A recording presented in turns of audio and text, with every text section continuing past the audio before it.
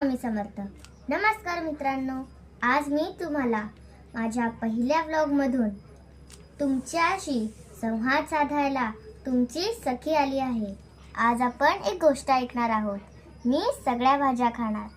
काय मग छान छान गोष्टी ऐकायला आवडेल ना. त्याच्यातनं काहीतरी आपल्याला चांगले वागण्यासाठी भेटणार आहे. तर आपण ती स्टोरी ऐकूया.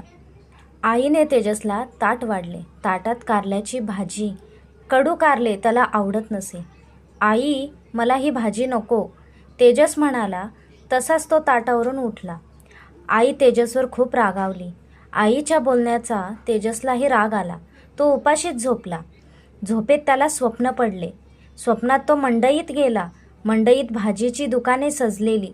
सगळीकडे भाज्याच भाज्या. बाप रे, किती ह्या भाज्या, तेजस मनातल्या मनात म्हणाला. तेवढ्यात तेजसच्या समोर बटाटा आला आणि त्याला म्हणाला, भाजून खा, उकडून खा, तळून खा, वजन वाढवायचे तर मलाच खा. पळत पळत टमाटा आला. तेजसकडे पाहून हसला आणि म्हणाला, मला जरा तुम्ही खाल तर होतील गाल लाले लाल. कोशिंबीर तुम्ही खाणार तर जेवण रुचकर लागणार.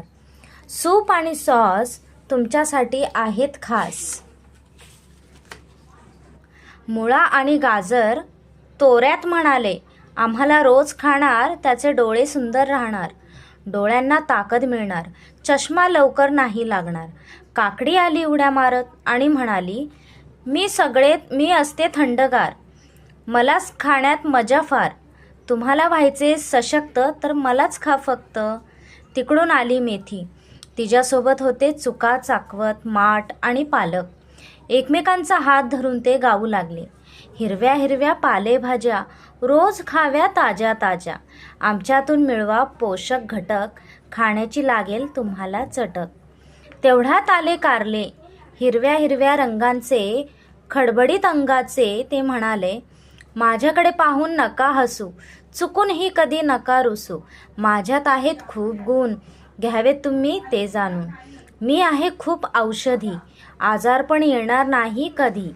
तेजस लक्ष देऊन ऐकत होता. सगळ्यांनाच काहीतरी सांगायचे होते.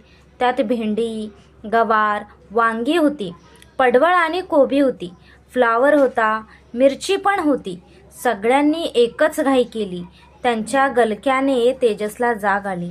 तो पळतच आईकडे गेला. आईला म्हणाला, आई, आजपासून मी सगळ्या भाज्या खाणार. मला सर्व भाज्या आवडतात. काय मग, तुम्ही ही स्टोरी ऐकून, गोष्ट ही ऐकून तुम्ही ही सगळ्या भाज्या खाणार ना? आईवर